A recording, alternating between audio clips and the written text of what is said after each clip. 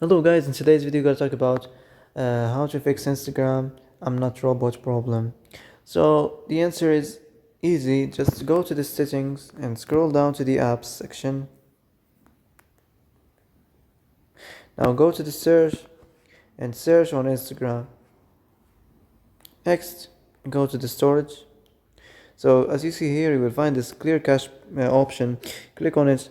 Now you can go check it if it works. If it didn't work, maybe try to restart your phone. And if it didn't work again, you can try to clear data, but be careful.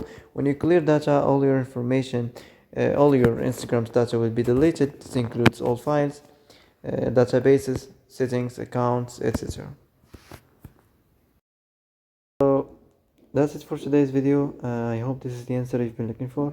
If you like this video, don't forget to like and subscribe, and see you in the next video.